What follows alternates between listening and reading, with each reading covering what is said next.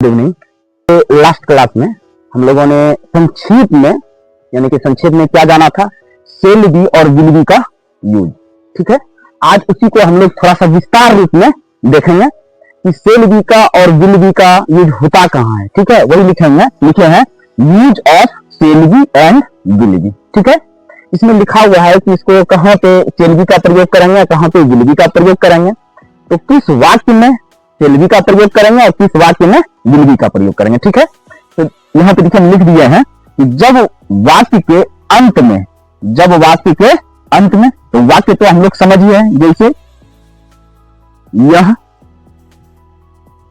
किसान बनेगा, यह किसान बनेगा, जैसे कि ये क्या हो गया, आपका एक वाक्य हो गया। ठीक है, तो ये पूरा क्या होगा, वाक्य हो गया। इस वाक्य के अंत में क्या है, गा है, तो यही लिखा हुआ है कि जब वाक्य के अंत में गा, ये, गी हो और वाक्य के भाव से, यानी कि इसका भाव क्या बता रहा है, इसके भाव से यह स्पष्ट हो कि, इस वाक्य के भाव से यह स्पष्ट हो कि दी गई स्थिति भविष्य में अस्थायी रूप से बनी रहेगी, तब हम लोग किसका यूज करेंगे, सेल बी का यूज करेंगे और विल बी का यूज करेंगे। जैसे यह किसान बनेगा, ठीक है, यह किसान बनेगा, या तुम किसान बनोगे, आप किसान बनेंगे, वह किसान बनेगा, यानी कि ये क्या है, ये वाक्य जो है इससे क्या भाव प्रतीत हो रहा है, यानी कि भविष्य में हम जो है किसान बनेंगे, वो भी कैसा किसान, अस्थायी रूप से, यानी कि एक लंबा टाइम के लिए,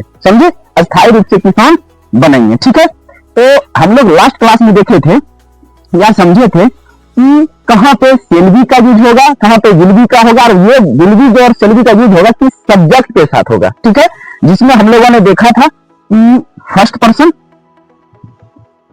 FIRST फर्स्ट पर्सन, ठीक है, एक होता है सेकेंड पर्सन और फिर होता है THIRD थर्ड पर्सन। ठीक है, तो फर्स्ट पर्सन में होता है आई और वी। हम लोगों ने ये देखा था आई और वी के साथ, यानी कि फर्स्ट पर्सन के साथ किसका यूज होता है, सेल बी का। ठीक है, और सेकेंड और थर्ड पर्सन के साथ होता है विल बी का। ठीक है, तो सेकेंड पर्सन और थर्ड पर्सन का किसके साथ यूज होता है, सेकेंड पर्सन और थर्ड पर्सन के साथ क्या यूज होता है, विल बी का, और फर्स्ट पर्सन के साथ सेल बी का। यहां तक ये बात को हम लोगों ने समझ लिया था कि फर्स्ट पर्सन में जैसे आई और वी हो गया, सेकेंड पर्सन में क्या हो गया, यू हो गया, सिंगुलर भी प्लूरल भी यू होता है, और थर्ड पर्सन क्या हो गया, ही, सी, इट, और क्या, नेम, ये हो गया सिंगुलर, और प्लूरल इसमें क्या होता है, इसमें होता है दे। समझ गए, या इस प्रकार से। तो फर्स्ट पर्सन, सेकेंड पर्सन और थर्ड पर्सन हम लोग इसको संक्षेप में लिखे थे, बताए भी थे कि एक नंबर में आई और वी के साथ सेल बी, और इधर जो है ही, सी, इट और नेम, इसके साथ नेम और देवी दे दीजिए, ये इन लोगों के साथ, इसके साथ क्या हुआ था, विल बी का यूज करते हैं। ठीक है, यानी कि सब्जेक्ट के साथ, कौन सा सब्जेक्ट के साथ क्या यूज करेंगे, ये हम लोगों ने समझ लिया था। ठीक है, तो इसको समझ लिए, यदि कोई समझ लिया है, यदि किसी को लग रहा है कि हम इसको नोट करें, इसको आप नोट कर सकते हैं, वीडियो को थोड़ा सा स्टॉप कर लीजिए और इसको आराम से आप नोट कर सकते हैं। ठीक है, तो अब हम लोग इसमें जैसे कि हम लोग सीख लिए कि किसी भी वाक्य के अंत में गा, ये, गी है, यानी कि और उस वाक्य के भाव से यह स्पष्ट होता है कि दी गई स्थिति जो है भविष्य में अस्थायी रूप से बनी रहेगी, तब सेल बी का यूज करेंगे। अब हम लोग इसी में सेंटेंस को कुछ देखेंगे, कुछ वाक्य को देखेंगे, कौन सा सेंटेंस अफर्मेटिव सेंटेंस है, निगेटिव सेंटेंस है, इंट्रोगेटिव सेंटेंस है। ठीक है, तो हम लोग एक एक करके सारे पॉइंट को देख लेंगे, उसमें कुछ एग्जाम्पल भी देखेंगे। ठीक है, ओके, तो इसको मिटाते हैं। अब जो है हम लोग एक एक करके देखते हैं। सबसे पहले देखते हैं affirmative sentence, ASSER, affirmative sentences. ठीक है, इसमें क्या होता है, इसका फॉर्मूला यानी एक प्रकार का सूत्र कहिए कि सब्जेक्ट प्लस सेल बी या will be plus verb one. ठीक है, ये फॉर्मूला होता है। इसका उदाहरण ले लीजिए, जैसे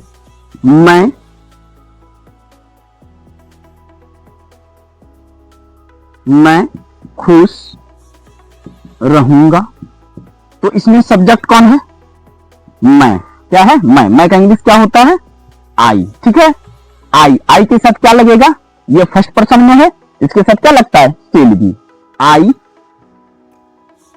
शेल बी, खुश का happy, I shall be happy, मैं खुश रहूंगा। ठीक है, जैसे आप किसान बनेंगे, आप किसान बनेंगे, आपका सब्जेक्ट है, सब्जेक्ट हो गया। उसके बाद सब्जेक्ट के बाद क्या लगाएगा? Shall be. जैसे ये हो गया सब्जेक्ट, आई हो गया सब्जेक्ट, उसके बाद क्या है? शेल बी या विल बी का, इस दोनों में कोई किसी एक का यूज होगा। हम जानते हैं कि आई क्या है? फर्स्ट पर्सन है, तो फर्स्ट पर्सन के साथ किसका यूज होता है? शेल बी का होता है, तो शेल बी लगा दिए। ये क्या है? सेकंड पर्सन है, तो सेकंड पर्सन के साथ क्या यूज होता है? Will be. क्या होता है? Will be. और किसान का अंग्रेजी फार्मर। ठीक है, और ये इसी में रहेगा आप लोग किसान बनेंगे, आप लोग किसान बनेंगे। इसका आप लोग का अंग्रेजी क्या होगा? यू, यानी कि सब्जेक्ट है यू के साथ विल बी, और किसान का अंग्रेजी फार्मर। फार्मर में देखिए यहां पे आप लोग, यानी कि आप लोग सिंगुलर के बाद बात कर रहा है कि प्लूरल का बात कर रहा है? ये आप लोग में क्या हो गया? दो या दो से अधिक हो गया। ठीक है, इसीलिए किसान में क्या लगा देंगे? किसान का अंग्रेजी फार्मर, तो क्या बनेगा? फार्मर्स। यानी कि एक किसान रहेगा तो उसको फार्मर कहेंगे, या दो या दो से अधिक किसान रहेगा तो उसको क्या कहेंगे? फार्मर्स। इसीलिए ये आप लोग किसान बनेंगे, इसका अंग्रेजी क्या हो गया? You will be farmers. ठीक है, उसके बाद तुम उपस्थित रहोगे, तुम उपस्थित रहोगे, तुम उपस्थित रहोगे। तुम, इसमें सब्जेक्ट क्या है? तुम का इंग्लिश यू, यानी कि यू के साथ क्या लगेगा? तुम उपस्थित रहोगे, यू विल बी, उपस्थित का प्रेजेंट, PRESENT, प्रेजेंट। ठीक है, ये क्या हो गया? मैं खुश रहूंगा, आप किसान बनाएंगे, आप लोग किसान बनाएंगे, तुम उपस्थित रहोगे। ठीक है, मैं शिक्षक बनूंगा, यानी कि इस प्रकार से बहुत सारा अनुवाद आप कर सकते हैं। ठीक है, आप इसको देखिए और आपने इसके अनुसार से आप बहुत सारा अनुवाद अपने से बना सकते हैं। अब हम लोग दूसरा पॉइंट इसमें समझेंगे। जैसे ये हो गया आप अफर्मेटिव सेंटेंस, इसका फॉर्मूला ये है, आप इस तरह से इसको नोट भी कर सकते हैं। और आगे हम देखते हैं दूसरा निगेटिव सेंटेंस। दूसरा पॉइंट हो गया निगेटिव सेंटेंसेस। निगेटिव सेंटेंसेस यानी कि नकारात्मक वाक्य। इसका जो आप सूत्र कहिए एक प्रकार से, यानी कि सब्जेक्ट प्लस सेल या will plus not plus be plus verb one, ये हो गया आपका फॉर्मूला। ठीक है, मैं तैयार नहीं रहूंगा, इसमें अब अनुवाद बनाते हैं। मैं तैयार नहीं रहूंगा, मैं तैयार नहीं रहूंगा। ठीक है, मैं का इंग्लिश क्या होता है? आई के साथ किसका यूज होता है? फर्स्ट पर्सन में है तो किसका यूज होगा? सेल का होगा। मैं तैयार नहीं रहूंगा, आई सेल नॉट बी रेडी। मैं तैयार नहीं रहूंगा, आई सेल नॉट बी रेडी। ठीक है, दूसरा इसमें वह महान नहीं होगा, वह महान नहीं, वह महान नहीं होगा। यानी कि ये भी अनुवाद क्या लग रहा है आपको? यानी कि ये भविष्य का बात कर रहा है और भविष्य में कैसा अस्थायी रूप का बात कर रहा है। तो वह का अंग्रेजी क्या होता है? ही, यानी थर्ड पर्सन है, ही के साथ किसका यूज होता है? Will not be. जैसे देखिए सब्जेक्ट सेल या विल में कोई एक लगा, सेल लगा इसमें सब्जेक्ट ही है, इसके साथ क्या लगेगा? विल लगेगा। तो विल के बाद क्या है नॉट, तब क्या है वी, और उसके बाद क्या महान, महान का इंग्लिश ग्रेट, GREAT ग्रेट। ठीक है। दूसरा इसमें है सीता परेशान नहीं रहेगी, सारा निगेटिव सेंटेंस, सीता परेशान नहीं रहेगी, सीता परेशान नहीं रहेगी, इसमें सब्जेक्ट कौन है Sita, Sita will not be, Sita will not be परेशान, परेशान का इंग्लिश क्या होता है ट्रबल्ड, TROUBLED। ठीक है। वे लोग भूखे नहीं रहेंगे, वे लोग भूखे नहीं रहेंगे, वे लोग भूखे नहीं रहेंगे, वे लोग इसमें सब्जेक्ट कौन है वे लोग का English they will not be, क्या होगा नॉट बी भूखा, भूखे की यानी कि हंग्री, HUNGRY हंग्री। ठीक है। तो इस प्रकार का जो हम लोग अनुवाद बनाते हैं जिसमें नहीं है, यानी कि मैं तैयार नहीं रहूंगा, वह महान नहीं होगा, सीता परेशान नहीं रहेगी, वे लोग भूखे नहीं रहेंगे, यानी कि इसका कहने का मकसद हुआ ये जो हम लोग निगेटिव सेंटेंस बनाए, यानी कि निगेटिव सेंटेंस में क्या होता है सब्जेक्ट, उसके बाद सेल या विल होगा, उसके बाद नॉट, फिर वी प्लस वर्ब 1। हम लोग निगेटिव सेंटेंस के बाद तीसरा पॉइंट इसमें समझाएंगे इंट्रोगेटिव सेंटेंस, यानी कि प्रश्नवाचक। ठीक है। निगेटिव हो गया ये नकारात्मक वाक्य। अब हम लोग समझते हैं इंट्रोगेटिव सेंटेंसेस। देखिए तीसरा पॉइंट, ठीक है, कौन सा पॉइंट तीसरा point, interrogative sentences, INTERRO interrogative sentences, यानी हिंदी में इसको क्या कहते हैं प्रश्नवाचक वाक्य। क्या होता है प्रश्नवाचक, यानी कि इंट्रोगेटिव सेंटेंसेस का मतलब है प्रश्नवाचक, यानी कि आप किसी से क्या कर रहे हैं प्रश्न पूछ रहे हैं, जैसे क्या मैं खुश रहूंगा, यानी कि आप किसी से प्रश्न पूछ रहे हैं, इसका जवाब वो आपके पास नहीं है, वो थर्ड पर्सन के पास या सेकंड पर्सन के पास कोई दूसरा जो है आपको जवाब देगा। ठीक है। जैसे इसमें होगा कि क्या राम तैयार रहेगा, पहला अनुवाद क्या राम तैयार रहेगा, ये क्या हो गया क्या राम तैयार रहेगा, ये तो प्रश्नवाचक है ना, यानी कि ये प्रश्नवाचक चिन्ह लगा, यानी कि आप किसी से क्या कर रहे हैं प्रश्न पूछ रहे हैं कि क्या राम तैयार रहेगा, तो यानी कि लग रहा है ना कि हम किसी से प्रश्न पूछ रहे हैं, इसका उत्तर कोई देगा, सेकंड पर्सन देगा, कोई और देगा, यानी कि आप इसका उत्तर नहीं दे रहे हैं, यानी कि आप किसी से प्रश्न पूछ रहे हैं, इसीलिए इसको कहा जाता है प्रश्नवाचक वाक्य। यानी कि क्या राम तैयार रहेगा, इसके लिए फॉर्मूला क्या है, जैसे सूत्र लिख लीजिए, देखिए इसका फॉर्मूला क्या है,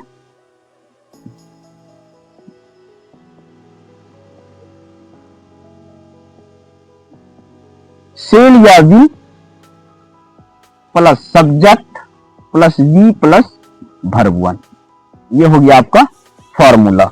ठीक है।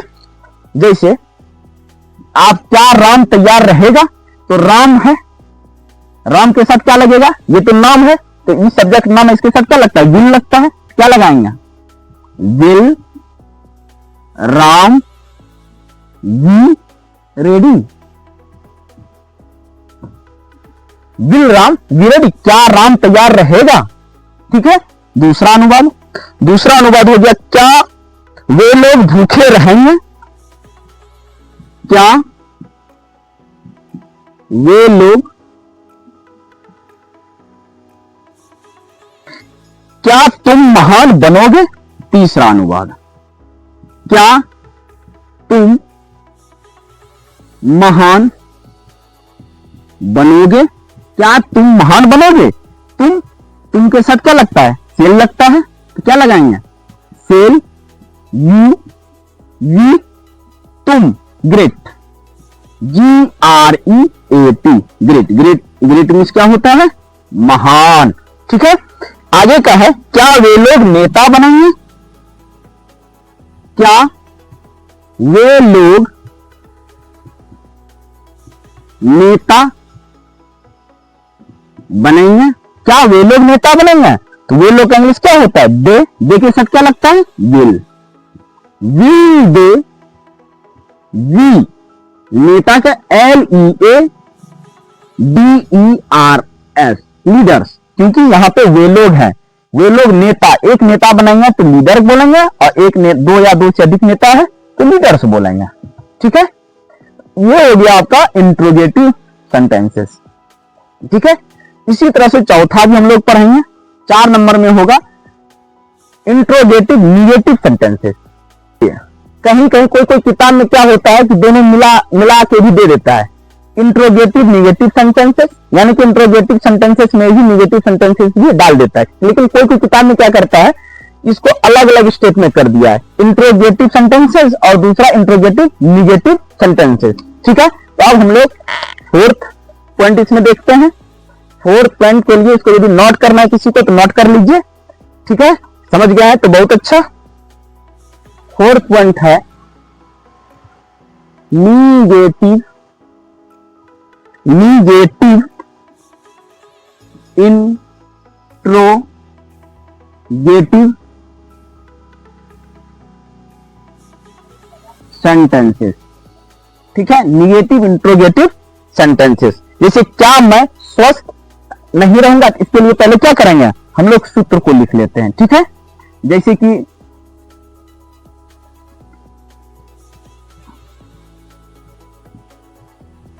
शेल या विल होगा, उसके बाद सब्जेक्ट होगा, उसके बाद नॉट होगा, फिर बी लगाएंगे, उसके बाद वर्ब 1 लगाएंगे। ठीक है, ये चीज है, समझ गए। तो इसमें हम लोग अनुवाद बना के देखते हैं। पहला अनुवाद है, क्या मैं स्वस्थ नहीं रहूंगा, क्या मैं स्वस्थ नहीं रहूंगा, क्या मैं स्वस्थ नहीं रहूंगा, लग रहा है ना, क्या मैं स्वस्थ नहीं रहूंगा, ये क्या होगा, निगेटिव इंट्रोगेटिव सेंटेंसेस। ठीक है, तो मैं का इंग्लिश क्या होता है, आई के साथ क्या लगता है, सेल लगता है, सेल आई। ठीक है, सेल हो गया, IRB के साथ, IRB के जगह पे क्या लगा, सब्जेक्ट के पहले आई, सेल और विल के जगह पे क्या लगा, आई के साथ सेल, तो सेल आई नॉट बी क्या है, स्वस्थ, स्वस्थ का इंग्लिश हेल्थी, HEALTHY, हेल्थी। क्या मैं स्वस्थ नहीं रहूंगा, यानी कि प्रश्नवाचक चिन्ह दे दीजिए, क्या मैं स्वस्थ नहीं रहूंगा। क्या गीता बीमार नहीं रहेगी, दूसरा अनुवाद, क्या गीता बीमार नहीं रहेगी, क्या गीता बीमार नहीं रहेगी। ठीक है, समझ रहे हैं, क्या गीता बीमार नहीं रहेगी, तो गीता क्या है, कोई नाम है। ठीक है, क्या गीता बीमार नहीं रहेगी, तो क्या गीता, गीता कोई नाम है ना, थर्ड पर्सन है, इसके साथ भी क्या लगता है, विल लगता है, विल गीता नॉट बी, बीमार नहीं रहेगी, नॉट बी इल, ठीक है, क्या गीता बीमार नहीं रहेगी, क्या वे लोग उपस्थित नहीं रहेंगे। तीसरा पॉइंट, क्या वे लोग उपस्थित नहीं रहेंगे, क्या वे लोग उपस्थित नहीं रहेंगे, तो वे लोग का इंग्लिश क्या होता है, दे के साथ क्या लगता है, ये भी क्या हुआ, वे लोग उपस्थित नहीं रहेंगे, यानी कि थर्ड पर्सन प्लूरल हो गया, इसके साथ भी क्या लगता है, will they not be present, PRESENT, present. ठीक है, इस प्रकार से ही हम लोग निगेटिव इंट्रोगेटिव सेंटेंस बनाएंगे, और बहुत सारा अनुवाद होगा, जैसे क्या मैं क्या है, क्या से शुरू करेंगे, क्या तुम उपस्थित नहीं रहोगे, क्या वह उपस्थित नहीं रहेगा, यानी कि आपको इस प्रकार का ही अनुवाद आप बना सकते हैं। ठीक है, अब देखिए निगेटिव इंट्रोगेटिव सेंटेंसेस हो गया। निगेटिव इंट्रोगेटिव के बाद होता है एक कि कोई भी सेंटेंस जैसे कि शुरू हो प्रश्नवाचक वाक्य में, ऐसा भी होता है कि वे लोग क्यों अनुपस्थित रहेंगे, यानी कि कोई भी सवाल जैसे क्यों हो, कब हो, व्हेन हो, इस प्रकार से होता है, तो इसका 5th पॉइंट होगा वो, ठीक है। 5th पॉइंट आप उसको समझ सकते हैं इस प्रकार से, जैसे होता है कब,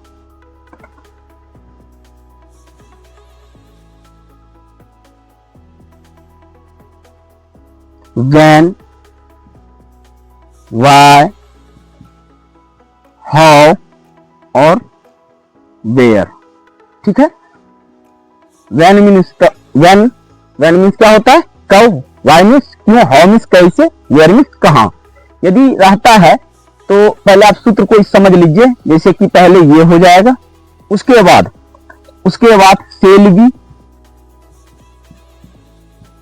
सेल या विल होगा, उसके बाद फिर सब्जेक्ट होगा, यदि नॉट रहा तो हम लोग नॉट लगाएंगे, उसके बाद फिर बी होगा, उसके बाद जो आपका अदरवाइज कंप्लीमेंट है आप उसको यहां पे लिख सकते हैं, ठीक है, या आप इसको भरवन कर दीजिए। जैसे क्या वे लोग अनुपस्थित रहेंगे, जैसे कि अनुवाद हम लोग बनाते हैं, या इसको यहां पे प्लस ही कर दीजिए, बेटर रहेगा, ठीक है। जैसे इसके लिए अनुवाद हो जाएगा, वे लोग क्यों अनुपस्थित रहेंगे, ठीक है। वे लोग क्या अनुपस्थित रहेंगे, इसमें क्या लग गया, क्या आ गया, कब हो गया, ये सब कैसे हो गया, तो ये सब यदि अनुवाद रहेगा तो क्यों का इंग्लिश क्या होता है, वाई, क्या होता है, वाई, तो WHY, इस सब में से वाई आ गया। फिर सब्जेक्ट क्या है, वे लोग, वाई सब्जेक्ट थर्ड में, वाई के साथ क्या सब्जेक्ट क्या, वे लोग के साथ क्या लगता है, दे, वे लोग का दे के साथ कौन सा हेल्पिंग वर्ब लगता है, विल या विल, उसमें लगता है विल, दे, तो वाई विल दे, नहीं नॉट वाला है इसमें, नहीं है, तो वाई विल दे बी अनुपस्थित का इंग्लिश अब्सेंट, ठीक है। वे लोग क्यों अनुपस्थित रहेंगे, तो इसमें भी क्या लग रहा है, ये भी तो प्रश्नवाचक ही वाक्य है ना, क्या वे लोग क्यों अनुपस्थित रहेंगे, तो आप किसी से प्रश्न पूछ रहे हैं तो इसमें भी क्या होगा, प्रश्नवाचक वाक्य लगेगा। जैसे रामू क्यों बीमार रहेगा, रामू क्यों बीमार रहेगा, रामू क्यों बीमार रहेगा, क्यों का इंग्लिश वाई, नाम है तो विल, रामू, ठीक है, बी विल, समझ गए। आप कैसे प्रसन्न रहेंगे, आप कैसे प्रसन्न रहेंगे, आप कैसे प्रसन्न रहेंगे, कैसे का इंग्लिश क्या होता है, हाउ, क्या होगा, हाउ, आपके साथ will, how will you be happy, HAPPY happy, आप कैसे प्रसन्न रहेंगे, इस प्रकार से अनुवाद हम लोग बनाएंगे, ठीक है।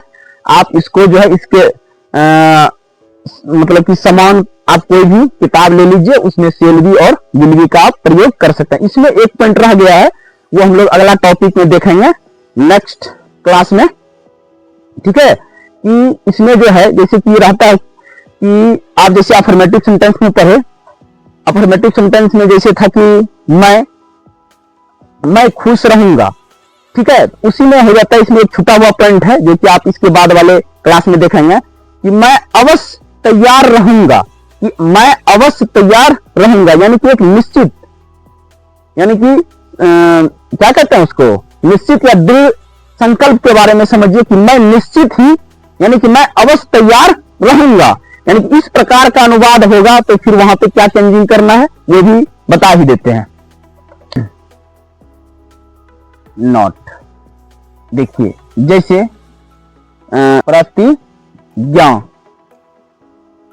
प्रतिज्ञा तथा दृढ़ निश्चय, दृढ़ निश्चय। जब प्रतिज्ञा या दृढ़ निश्चय का भाव दिखने के लिए किसी भी वाक्य में दिख रहा हो तब क्या करेंगे? First person, FIRST, first person. First person जैसे हो गया आपका आई और वी, इसके साथ क्या हो जाएगा? चेंज हो जाएगा। यहां पे क्या हो जाएगा? विल बी, ठीक है। और जो है सेकेंड या थर्ड पर्सन, इसके साथ क्या हो जाएगा? जैसे सेकेंड पर्सन हो गया यू और third person he, she, it, name और दे। इसके साथ क्या हो जाएगा? शेल बी का यूज। क्या हो जाएगा? शेल बी का यूज, ठीक है। तो जैसे कि इसमें अनुवाद आप समझिए तब आपको और अच्छा से समझ में आएगा। जैसे मैं अवश्य तैयार रहूंगा, मैं अवश्य तैयार रहूंगा, मैं अवश्य तैयार रहूंगा।